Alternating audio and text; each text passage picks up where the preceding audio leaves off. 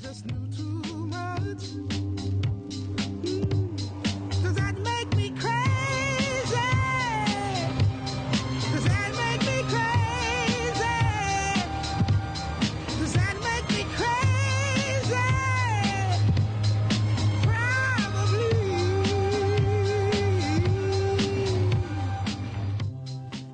Welcome to our first and only movie segment, actually, newish.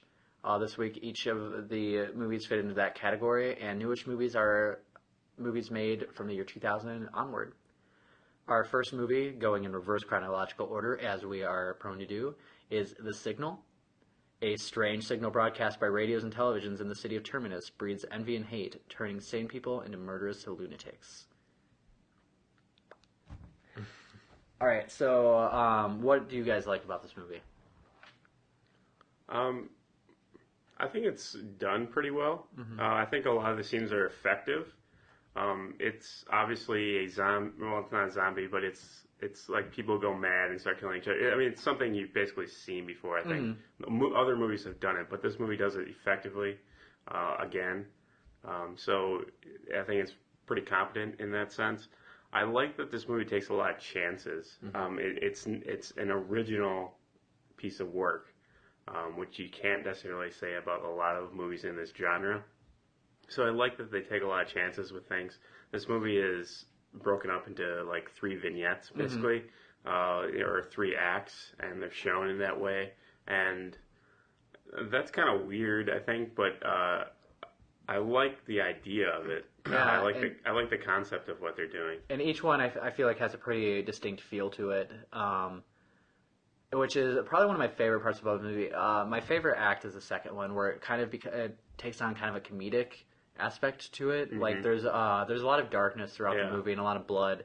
Second part just kind of they turn up at this what is going to become a dinner party New Year's Eve party. Yeah, New Year's Eve party, and obviously the madness has kind of infected everybody involved with it, and a lot of trying to cover up murders and things. It's just very silly. Like when you watch it, I don't know.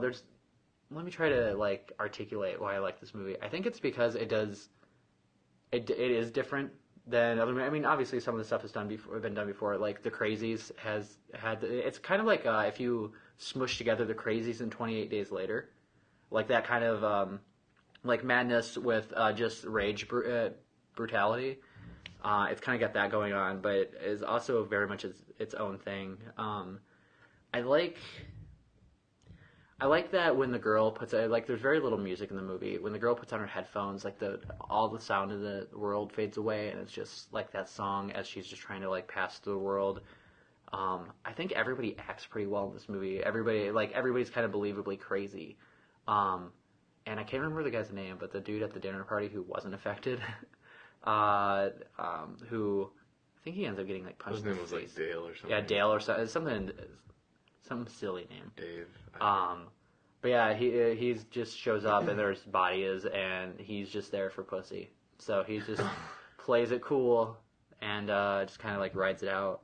Yeah, I've seen this many times, and I really like this movie a lot. Did you like anything about it, Johnny? Yeah, no, I think there's a lot to like about this movie. Stylistically, it almost feels European in a way.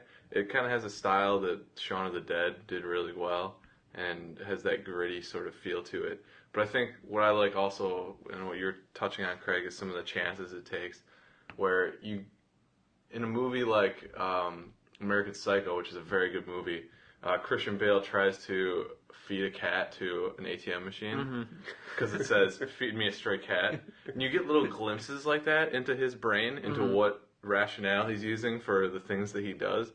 But it's small glimpses. And in this movie, that second act, you get a really full understanding of why these people are trying to beat the crap out of it. Oh, well, you had no other choice. Yeah, you see their visual hallucinations. Their hallucinations, and then how they rationalize everything. And on the one hand, that second scene is really funny. That second act is really funny. So you get to laugh about it at the same time when this really intense stuff is going on. Yeah. And it kind of straddles that line of being funny and really scary, really well. Yeah. And I really enjoyed that. Yeah, stuff that should be really dark and is treated really lightly. And I really like it. I'm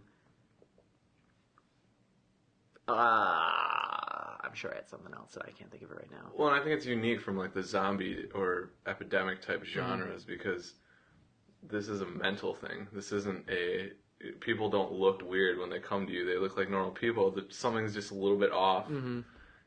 Almost a little uncanny valley-ish. Yeah, exactly. It's like they definitely look like people. It's like, do you have the crazy? There's a glint in their eye. Do ya? ya? Gotta get the crazy out of your head. Gotta beat it out with this baseball bat, huh? Yeah. It's the only way. Is there anything we don't like about it? Well, like I said, this movie takes a lot of chances, and I don't think all of the chances pan out. Where do you think it misses? Well, I do think that the 3-act thing, the 3 transmissions, or the way it's broken up in these kind of vignettes, it's kind of odd in the sense that... You didn't like the interstitials, did you? Craig is a huge interstitial hater. No, I don't have any problem. I believe don't you know have what mentioned in guys the past are that you talking hate about. interstitials. No, I just hated them in My Blue Heaven. Okay. I don't know what you guys are talking about. Fair enough. No, I would say the way that it's broken up, I get what they're doing, but like it was such a abrupt going from just kind of like straight deep or like just straight crazy in the first one, a very serious kind of tone, and then to jump into this slapstick, almost dark comedy type thing in the second transmission, and then to kind of go back to what you originally were doing. It was a bit odd and jarring, and it doesn't necessarily make for a good cohesive story. It's also, it should be noted that the three parts that are each pretty much from the perspective of one of the characters. So you start with the woman who is the focus of an affair. She is sleeping with another man, and then has to go back to the man who is then the focus of the second part. And then the man that she's having an affair with is the focus of the last part. So you see her in the beginning just kind of reacting to everything. She isn't affected. To going to the second part with the horror comedy, where you are kind of like brought into the psychosis of her husband, and then the third act is the lover who is starting to succumb to the madness, and you kind of see that as he's trying to also save her, in a completely different way than Lewis, the husband, is trying to save her. He's trying to save her in a creepy way. And I think it's a cool idea. I just don't think that it not tells the story tight as very you would well. like. I almost wish if they were gonna do these vignettes that there would have been 6 or 7 of them, and they were just been, then you could experiment as much as you want with all these different, things, and it would have made more sense to be all these gyrations from mood to a different mood if you would have done it in these really short, 10 or 15 minute vignettes throughout the course of the movie and have a thread running through each of them. But this, with only 3, it just seems kind of weird. Yeah. I don't know how to say that. I like the chance that they're taking by doing this. It makes it an original movie, but at the same point, it doesn't tell a very good story. Looking at it on the whole. Okay. I can't think of anything I don't like. Like I can kind of see your point about it's kind of disjointed, the way they tell the story, but I enjoy it. It's different enough from most other movies I've seen that I like it at least for novelty's sake. My other dislike is the fact that I think especially in the second transmission, the second act, it gets too long. It's much longer than the other 2 parts. Yeah, and that was a weird choice to make that one long. It just stretched. It just seemed to get boring and repetitive at a certain point, and it could have been chopped down and kept this movie down in runtime, which I think would have benefited it as well. I'll give you that. Should we rate this then? Boys? Yes, let's rate The Signal. In the Hood?